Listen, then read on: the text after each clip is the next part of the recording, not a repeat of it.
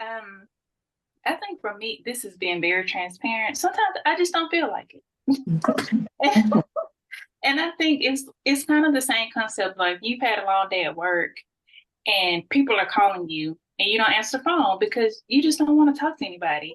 And it's like I can't pray in silence. Like that just doesn't it doesn't work for me. And so sometimes it's like I don't have anything against God. I just don't want to talk because I've been talking all day. I'm tired.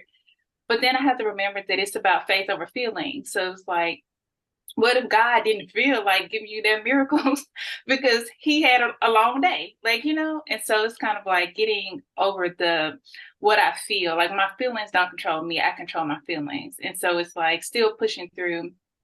But I think another piece for me is kind of recently I had like a change. I guess this ties into how you can improve your prayer life. But for me, I had someone speak over my life like a few weeks ago and basically was like, the Holy Spirit is about to take you to a different level.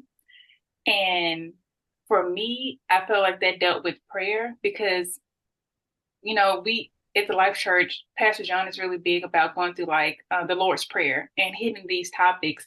But what I realized is when I was hitting those topics, I was only talking about topics about me.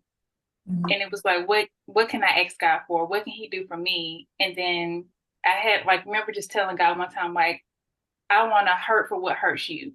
Now, at the time, I didn't really know what I was saying. And so lately I've been like feeling all of the things, but in order to feel what, God feels, we have to see the things that he sees. And so lately, kind of the things that have been happening in the world and happening in Memphis have really hit me hard.